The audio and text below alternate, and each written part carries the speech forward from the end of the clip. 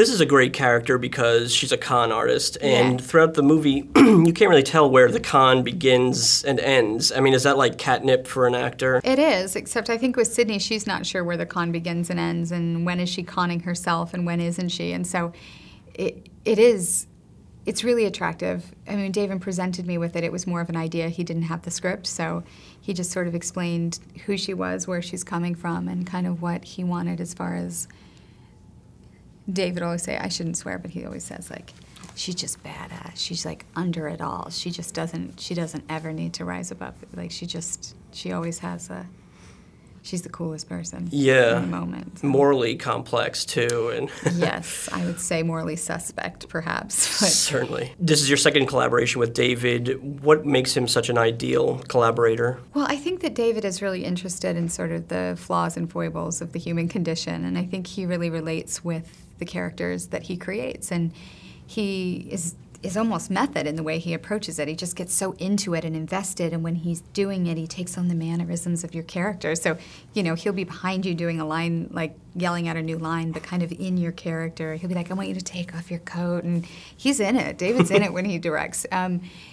But he's always open to ideas. You can suggest something, and there are no ridiculous ideas with David, and he'll try it. He sees them all as valid, and you know, the kiss wasn't scripted. That was something that was an idea, and he's like, let's try it. How many takes of that were there? I think only 2. Okay. I tried to get more, but of course. No. We have to talk about some of the outfits. You know, some of them are quite revealing, and it seems like an acting challenge in itself just to wear some of that, right? It can be, but it also, it really informs the character and sort of her empowerment of her physical being. I mean, I'm not somebody who is that bold. It's just never been in my being, but to play somebody who kind of uses it and it empowers her and it fuels her to sort of have that, it's intoxicating, and I can see where that would be. I mean, I decided a long time ago, I'm too uncomfortable, like I just would get the giggles, so. But I can see how it's very intoxicating, and it's a fleeting power, and I think that she somehow knows that, so there's this vulnerability in using it the way she does, because she knows it's not that. It's not. It doesn't mean anything. You rock a pretty convincing British accent. Thank you. Was Christian Bale giving you any pointers on? Every once in a while, he had some good things, like it's not dry cleaning, it's dry cleaning. Okay. You know, like there's different like emphasis.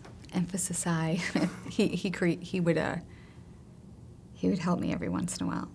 Usually solicited, you know. And that kind of goes back to what we were talking about. The character doesn't realize where the con begins or ends, because with the accent, it's almost like you're not sure if she's doing it, you know. Yeah, no, she knows she's doing it. It is that thing, and then she starts to sort of believe it, and then, yeah, no, it gets really complex, and it's one of those things when I read it, I was like, this is like, she's like, I have to be like a brain surgeon as an actress, and I have to dissect these moments, and but I mean, how much fun is that to get to do? I mean, it is, like you said, it's just like catnip. It really is. It's like, if I can pull this off, this is going to be awesome. This is, what it did do is it made me more excited to take what I learned on this movie and work with that. So it was so much fun.